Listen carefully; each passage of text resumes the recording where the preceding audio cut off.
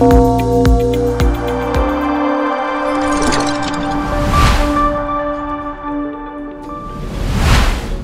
Business today आज मुख्य खबर। प्रधानमंत्री फसल बीमा पंजीकरण अवधि अगस्ट 31 को वृद्धि। राज्य में खोल 38 मॉडल मंडी। कैबिनेट निष्पत्ति। एमएलए लैंड वेब पोर्टाल शुभारंभ। पुरी रे हेबो विश्वस्तरीय संग्रहालय पाठागार एक्वेरियम।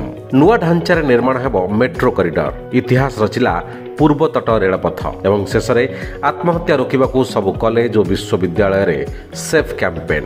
एबे विस्तृत संवाद। चाषी मानक कल्याण पई राज्य सरकार प्रधानमंत्री फसल बीमा पंजीकरण अवधि वृद्धि करिसेंती। राज्य सरकारक प्रस्ताव को केंद्र अनुमोदन करिथिबा कृषि विभाग प्रमुख सचिव सूचना दैछंती। अगस्ट 31 तारिख पर्यंत पंजीकरण अवधि वृद्धि होईछि। एही समय मध्यरे पंजीकरण करिनथिबा चाषी माने निकटस्थ कृषि समवाय समिति को जाई पंजीकरण करिपरिबे।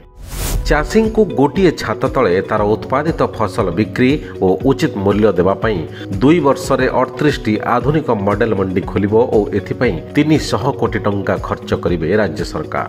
संबलपुर सहर में 24 घंटिया जल जोगाण टेंडर को राज्य कैबिनेट मंजूरी। 382.40 कोटी टंका व्यय एही प्रकल्प MS eagle infra India limited द्वारा कार्यकारी हेबो। 110टी सहरांचल में एलईडी रास्ता आलोक प्रकल्प पई ओडिशा नगर भित्तिभूमि उन्नयन पांठिरु 200 कोटी टंका व्यय लगी अनुमोदन मिलिछि।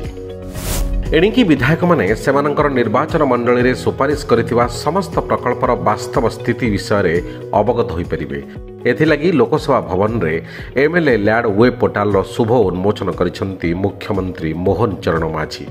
मुख्यमंत्री परामर्श रे विधायक आंचलिक उन्नयन पांठी बा एमएलए लैंड निर्देशावलीर सरलीकरण करा जायछि। 2025-26 आर्थिक वर्ष रे प्रत्येक विधानसभा क्षेत्र पई 5 कोटी टंका हिसाब रे व्यवहार करा जायछि। श्री जगन्नाथ होउछंती आम अस्मितार प्रतीक। तेणु श्रीक्षेत्र विकास पई सरकार यत्नवान अछंती। गौड़ीय मिशन पक्षरु जवाहरलाल नेहरू इंडोर स्टेडियम रे आयोजित श्रील प्रभुपादंक 151तम आविर्भाव उत्सव रे मुख्यमंत्री श्री माझी कहिसंती। पुरी रे विश्वस्तरीय संग्रहालय पाठागार एक्वेरियम कराजियो बोली मुख्यमंत्री ही अवसर रे घोषणा करिसंती। नुआ ढांचारे मेट्रो प्रकल्प निर्माण पई टेक्निकल कमिटी गठन हेबो और एही कमिटी देशर विभिन्न शहर को जाई स्थिति अनुधान करिवे। कमिटी रिपोर्ट अनुसार नुआ डीपीआर प्रस्तुत हेबा सह केंद्र को प्रस्ताव दिया जिवो।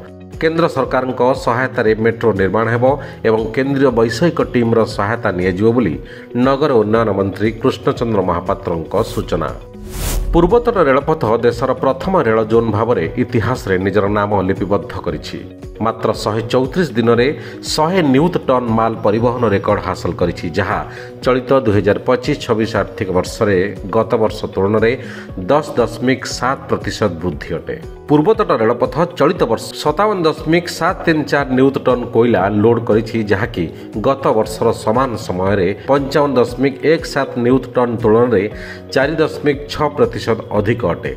सेहीपरि यह 25.984 नियुत टन कोयला पथर लोड करिछि, जहाँ गत वर्ष समान तुलन में 21.758 नियुत टन थिला, जहाँ 19.4% वृद्धि को प्रतिफलित करुछि।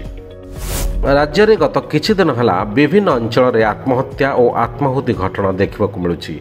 यहाको रोकिबा पई उच्च शिक्षा विभाग सबु कॉलेज और विश्वविद्यालय रे सेफ कैंपेन करिया पई निर्देश दैछि।